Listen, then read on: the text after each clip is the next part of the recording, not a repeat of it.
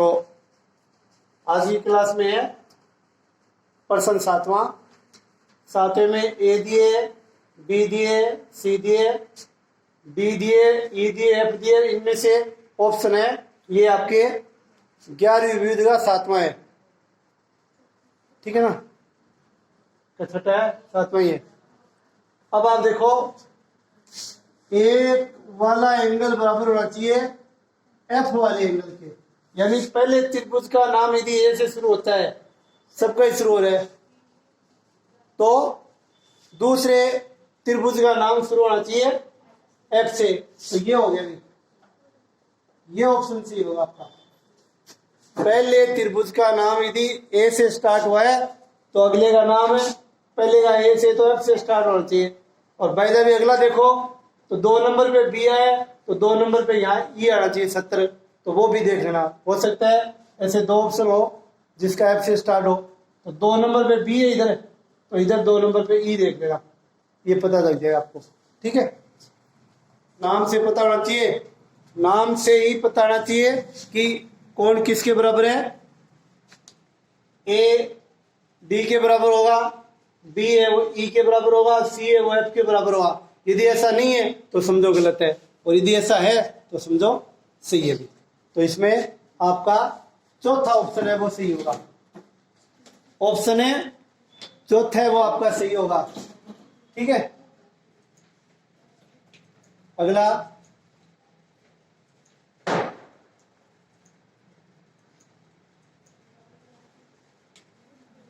अगला देखिए आप, इसके बाद में ये आपका 8वां हट गया। 9वां देखिए आप, प्रश्न नंबर 9। बस इसमें तो आना ही करना है, इसमें तो आपको हाँ ही ना करना है। यदि आना में भी आपको तथ्य समझ में आने चाहिए। ऐसे कैसे आना करोगे, तथ्य होंगे ना आपके पास, तथ्य समझते हो ना। तर्क, तर्क आपका सही है तो आप ये तर्क का नियम आपको अच्छी तरह आ रहा है तो आप सही करोगे। देखो अगले, अगला है त्रिभुजे, प्रश्न नंबर 8। त्रिभुजे एबीसी की भुजाओं पर डी वाई ई बिंदु है, एक डी दिए और एक ई दिए, किसे डी समांतर है बीसी के। ऐसे बहुत सारे प्रश्न आप कर चुके हो, ऐसे बहुत सारे प्रश्न आप कर चुके हो, तो ये भी आपको दिक्कत नहीं आएगी। और वैसे आपने कर लिया होगा, एक्सपर्ट हो गए आप सभी इस प्रश्नावली में, तो आपके एक चोटी आ गई होगी, मतलब विद्वान हो गए ना। चोटी आने मतलब विद्वान होना। और ए 12 पूछा गया है, 8वां तो नहीं करना, लेकिन 9वां तो करना है, तो 9वां ही लिया हमने। देखो दिखा नहीं आपको, 9 ही दिखा है मैंने आपको, 8 ऐसे लग रहा है। अभी एडी 8, ये 8 दिखा है आपको।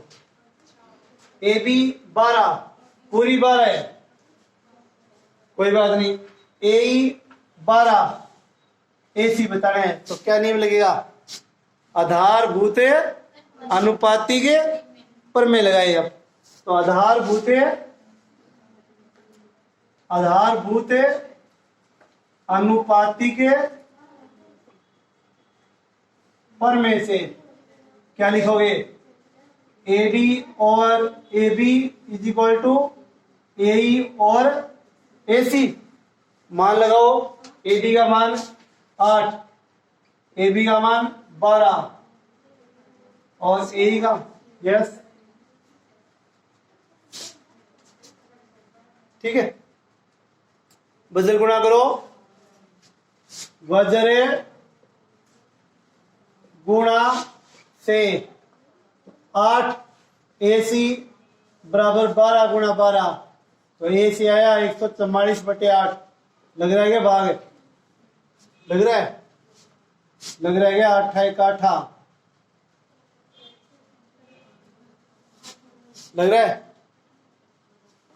6 8, तो एसी आ गया 18 सेमी भी। चेक करें आप, 18 सेमी ऑप्शन है क्या आपके पास, होना ही चाहिए है ना। तो 18 सेमी का ऑप्शन। अब ये ऐसे प्रश्नों में आपकी दिक्कत नहीं आनी चाहिए, क्योंकि आपने से बहुत सारे प्रश्न कर लिए थे। तो समस्या आनी नहीं चाहिए आपके। बहुत सारे प्रश्न आपने लगातार यही प्रश्न कर रहे हो, बाकी तो आपके सिलेबस से हट ही गया है। बाकी तो सिलेबस से हट गया। ये आधारभूत अनुपातिक पर में बची है या ये समरूपता वाली बची है, वो क्षेत्रफल वाली हट गई है, वो दो चीज हटी गई है, तो काम आधा ही रहेगा अपना। अगला है प्रश्न नंबर है 10 से। 10 तो आपने पहले कर लिया नहीं क्या? 10वां में 10 नंबर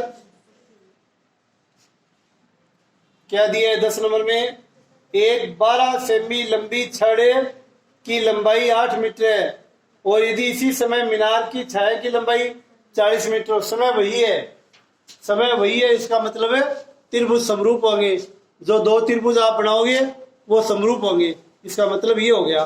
तो देखो, दो चित्र बनाने हैं और समरूप त्रिभुज का कंसेप्ट यानी कि थीम प्रयोग करनी है और फिर भुजाओं के बट्टे लगाते हुए मान निकालने हैं। बनाओ डायग्राम। डायग्राम बनाने में आप कामयाब हो गए तो समझो आंसर भी आपके पास आ गए। बढ़िया बढ़िया डायग्राम बना लिया आपने। हाँ, प्रश्न नंबर है 10 है। ये छड़ और छाया का डायग्राम है और ये मीनार और छाया का डायग्राम है। इसका नाम है एबीसी दे देता हूं। इसकी छाया 40 मीटर है, इसके आप x मीटर मान ले, और इसकी छाया आपको दे रखी है 8 सेमी और ये 12 सेमी आपको दी हुई है।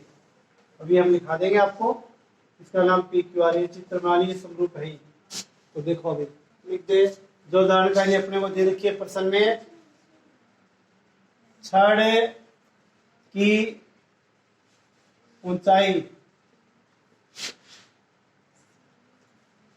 क्यू आर बराबर है 12 सेमी। इसकी छाया की लंबाई क्यू पी बराबर है 8 सेमी। ठीक है ना? मीनार की छाया की लंबाई ए बी बराबर है 40 मीटर और मीनार की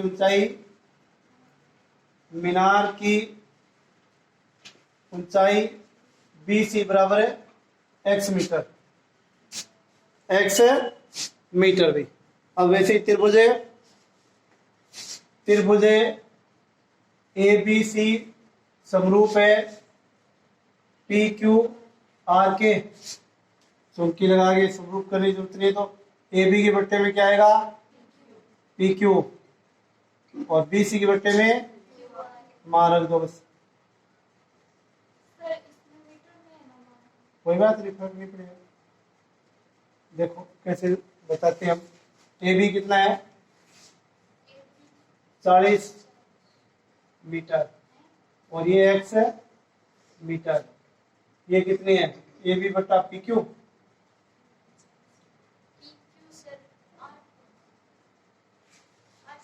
8 सेमी।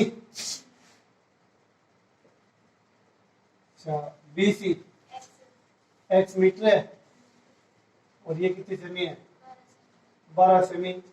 सेमी सेमी से सेमी कट जाएगा, मीटर से मीटर कट जाएगा। ये सेमी से सेमी कट गया, मीटर से मीटर कट गया। यस, ठीक है, कट जाएगा। चेंज करने अनुपात आ रहे ना, अनुपातों में चेंज करने की आवश्यकता नहीं है। आप बदल सकते हो, सीधा ही प्रयोग करें।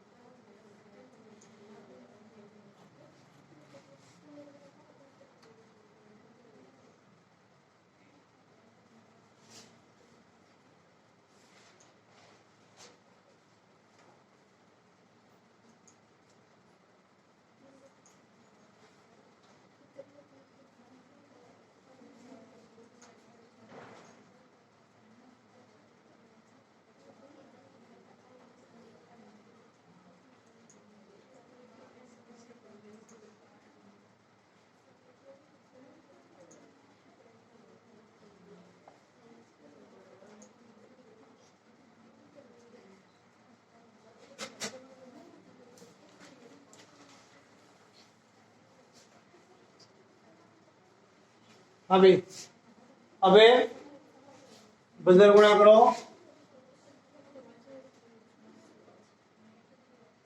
8x बराबर 40 गुणा 12, x बराबर 40 गुणा 12 बटे 8, 5 गुणा 12 60। तो मीनार की ऊंचाई आ जाएगी 60 मीटर। 60 मीटर मीनार की ऊंचाई आ जाएगी। ठीक है, 60 मीटर मीनार की ऊंचाई आ जाएगी। साधारण सा प्रश्न है भाई, जो नाप दे रखी है उनके चित्र बनाओ। अब त्रिभुज ए बी सी समरूप होगा पी क्यू आर के, और समरूप होगा तो फिर नियम लगाए समरूपता का, ए बी बट्टा पी क्यू, बी सी बट्टा क्यू आर। इसमें वैल्यू दे, मीटर से मीटर कट गया, सेमी से सेमी कट गया, ये रह गया।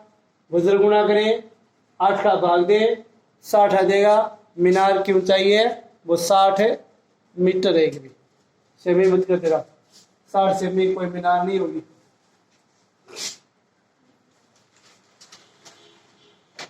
अगला भाई,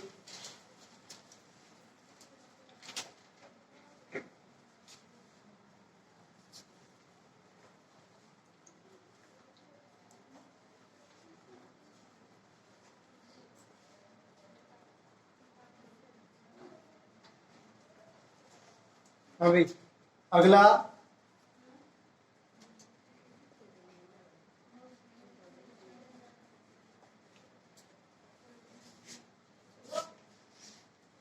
अगला प्रश्न है 11वां, प्रश्न नंबर 11।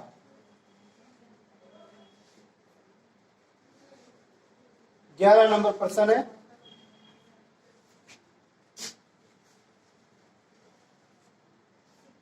व्यू देगा 11वां है, एकदम आसान सा ही है। ठीक है, देखो 11 नंबर प्रश्न अपने कैसे करेंगे। पढ़े भी सभी प्रश्न पढ़े। 11 नंबर प्रश्न ये तो बट्टे वाला है, वो साधारण बट्टे अपने करते आ रहे हैं, पीछे कर लिया अपने।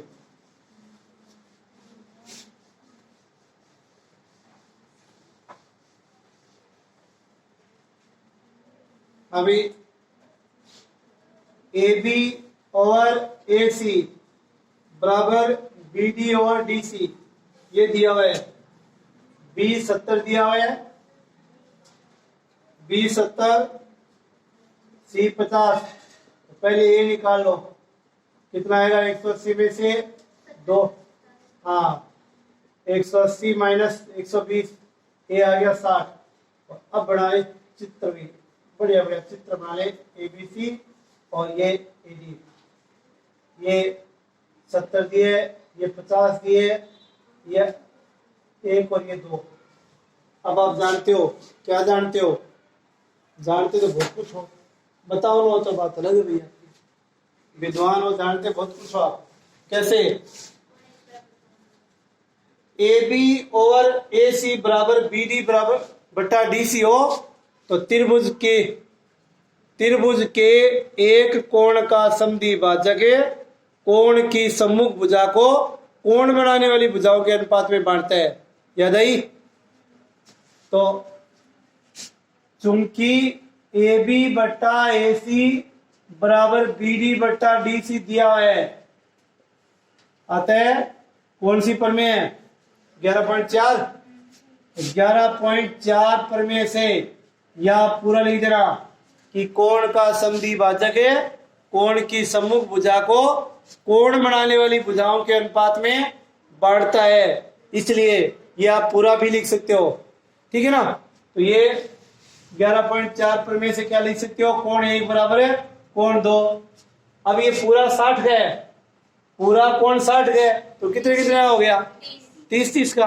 तो ये कोण 1 कोण 2 बराबर कोण 1 आधे होंगे। कोण 1 बराबर कोण 2, 60 का आधा, कितने कितने? 30 के। देखो भाई, ये बट्टा कब लगता है? ए बी बट्टा ए सी बी डी बट्टा डी सी कब लगता है? जब ये दोनों बराबर हो। ये इसका समद्वि भाजक हो। कोण का समद्वि भाजक है तभी ये बराबर लगता है। कोण का समद्वि भाजक है तभी ये बराबर लगता है। तो पहले एक और निकाल लिया जो कि 60 है, और फिर ये इसको देखते हुए हमने आइडिया मान लिया कि कोण 1 और कोण 2 गया। आइडिया नहीं मारा, हाँ पर में लगाई, आइडिया मारते तो गलती भी हो सकता है आइडिया, इसलिए आइडिया नहीं मारे, तथ्य लगाए कि ये कब होता है 11.4 पर में से जब ये दोनों कोण बराबर हो।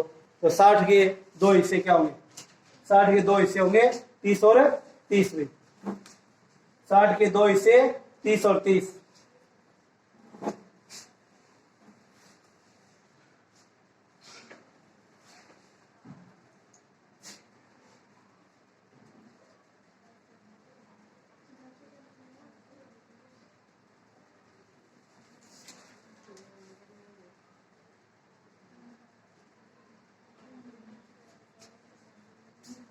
हाँ भाई,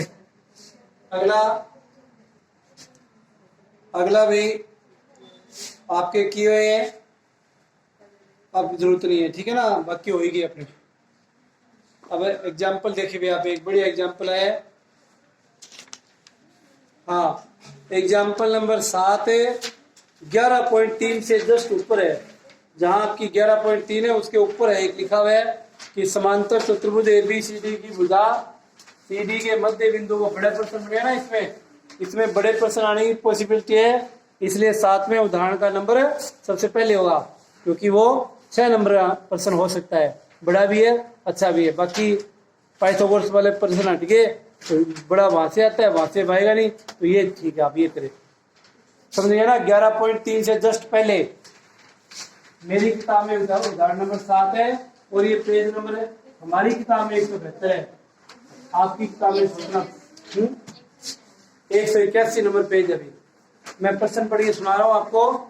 समांतर चतुर्भुज जिसके आमने सामने की भुजा बराबर और समांतर हो उसे कहते हैं हमें समांतर चतुर्भुज। तो समांतर चतुर्भुज ABCD की भुजा CD के मध्य बिंदु को B से मिलाने पर रेखा AC को L पर काटती है। AD और BM को आगे बढ़ाएं तो ये E पर मिलती है, सिद्ध करो EL बराबर 2BL।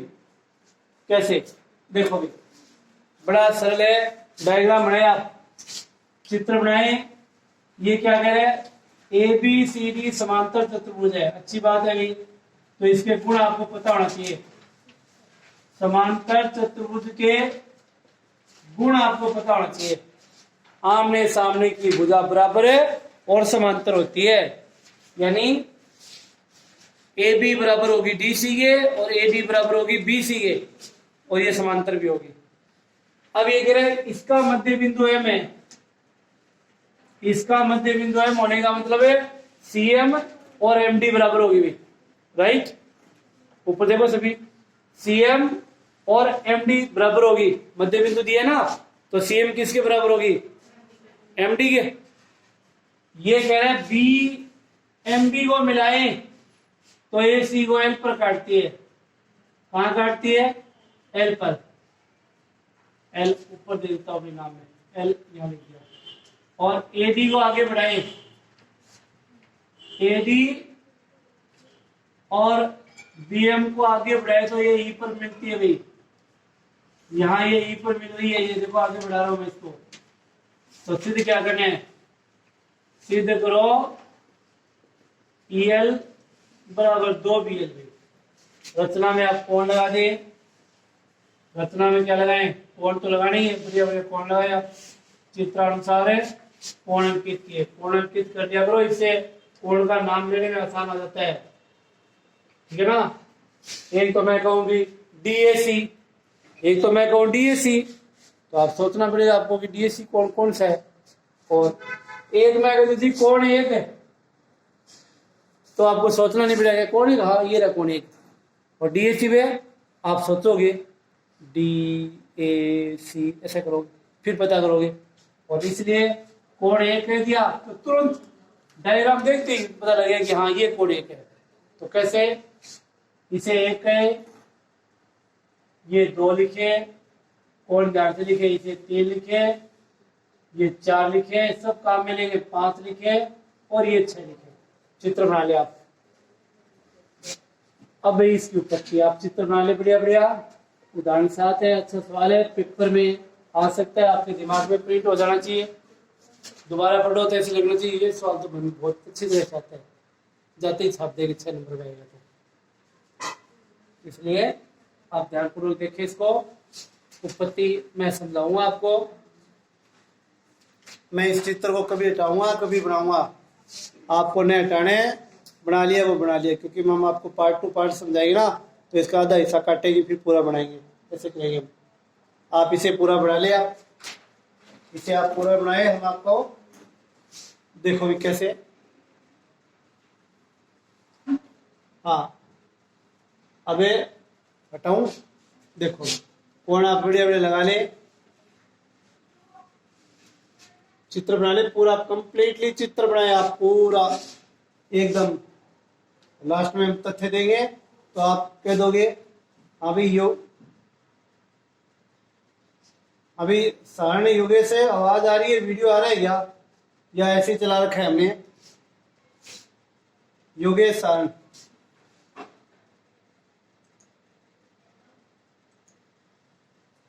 वही टाइप करना ही आ रहा है क्या, वीडियो और आवाज।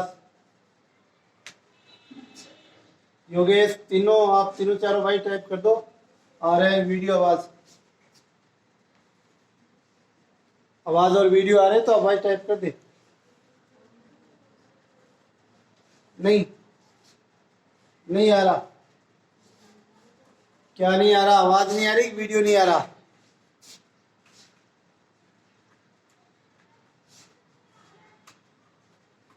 चलो रिकॉर्डिंग चल रहा है इसका, आपको रिकॉर्डिंग भेज देंगे, ठीक है ना। जैसे ही आ रहा है एक बार देख ले, और जियो मीट ऐप डाउनलोड कर लेना, उसमें करवाएंगे फिर आपको। हाँ भाई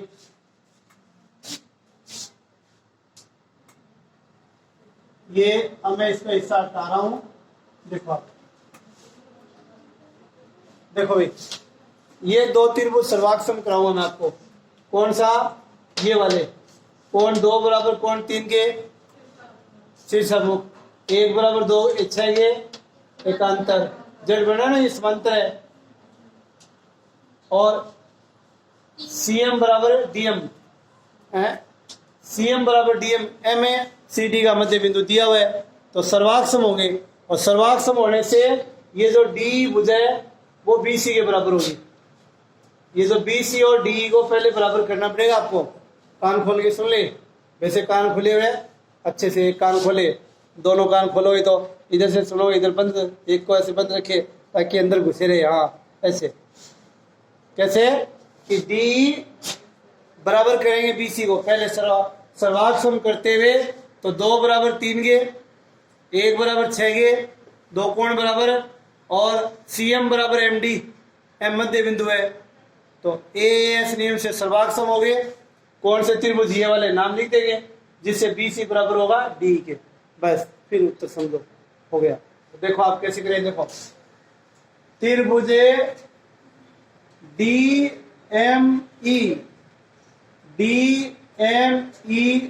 वह त्रिभुज, देखो एक बाद में लिखा ना, तो इधर 6 बाद में लिखोगे, तो CMB में ऐसे नाम लिखना है, गड़बड़ नहीं कर देना। M को बीच में रखेंगे, और इधर आपने E को लास्ट में रखा है, तो इधर आप B को लास्ट में रखोगे। कारण है क्योंकि 6 और 1 बराबर आप दिखाने वाले हो, इसलिए ये नाम थोड़ा सा ध्यान रखे। M दोनों के बीच में रहेगा, बाकी जो बच गया वो बिंदु है वो पहला हो गई। तो देखो आप 1 बराबर 6 के, कारण रहेगा एकांतर कोण। कारण क्यों, क्योंकि ABCD समांतर चतुर्भुज है, इसलिए भाई 2 बराबर 3 के क्या कारण रहेगा, शीर्षाभिमुख कोण,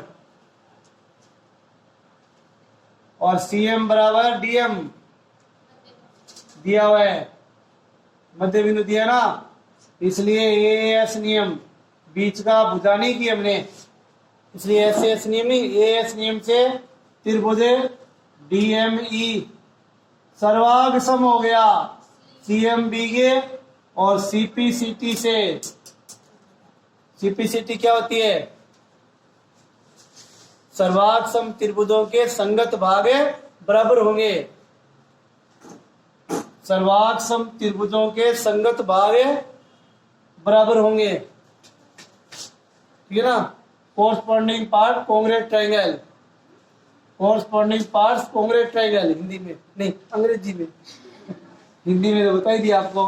तो इससे क्या आएगा, डी डी बराबर सी बी के, नंबर 1 समीकरण नोट करेंगे आप इतना, डी बराबर सी बी के, पहला ये नोट करना है आपको, डी बराबर सी बी के, ये आप नोट करें।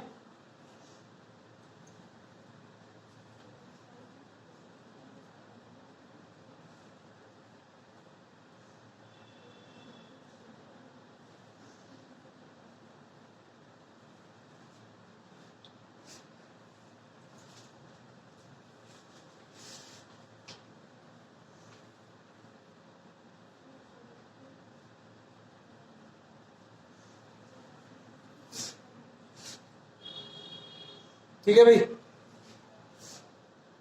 डी बराबर सी बी के। देखो ये दो त्रिभुज अभी ली ही अपने, अब मैं इस चित्र को पूरा बना देता हूं, अभी आपके समझ में आया ही होगा। सी एम बी और डी एम ई में कोण 1 बराबर कोण 6 गे, 2 बराबर 3 गे, सी एम बराबर एम डी दे रखा है। ए एस नियम से त्रिभुज क्या हो गए, सर्वांग सम, और सर्वांग सम होने से डी किसके बराबर आया, सी बी के। दिमाग में प्रिंट होना चाहिए, चाहे टाइम थोड़ा और ही ज्यादा लग जाए, ठीक है ना, लेकिन दिमाग में आपके प्रिंट होना ही चाहिए, समझिए। हाँ बढ़े आगे, बढ़े आगे, रेडी हो आप, चलो अच्छी बात है, अभी सब रेडी है तो हम भी आगे बढ़ जाते हैं। हाँ पूरा नहीं हुआ सवाल है। अब ले रहे हैं त्रिभुज कौन सा, अब लेंगे ये भी, अब मैं आपको ये त्रिभुज लेंगे, कौन से, ये वाला, कौन सा, A L E, A L E, तो सी एल बी, यहां लिखा हुआ है मेरा कितना एंगल लिखा हुआ है,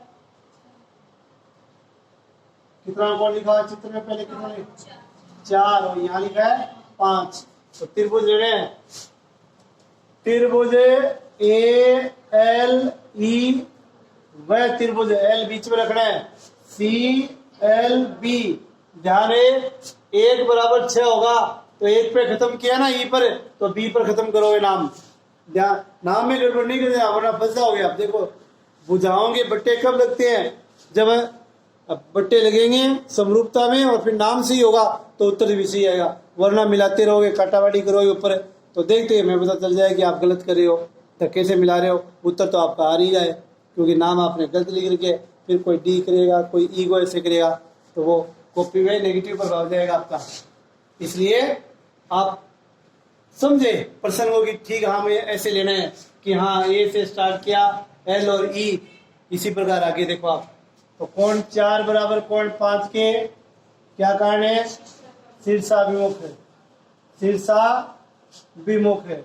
1 बराबर 2 गे नहीं 6 गे, एकांतर कोण, कौन सा कोण है, एकांतर कोण, नियम लग गया ए नियम से त्रिभुज क्या हो गए, समरूप हुए हैं, नाम ए एल ई, ये समरूप का निशान सी एल बी के, और जिससे बुझाओगे लगाओ बट्टे, सोच सोच के लगाना है, एल की आवश्यकता नहीं है, न हमें दिया है और न हमें लाना है, तो सी एल की जरूरत भी नहीं आएगी। तो क्या लिखेंगे, एल ई आई एल, ये लिख दो, चलो ई एल बटा बी एल बराबर ए ई और C B, yes B C, एक की बात है, ए एल एल ई और एल बी, ए ई और सी बी, नोट कर लो भैया। अब ए ई को तोड़ेंगे हम, ए ई को तोड़ेंगे भाई, किसको, ए ई को हम तोड़ेंगे A D plus D, A D plus D, A E को तोड़ेंगे, तोड़े आप,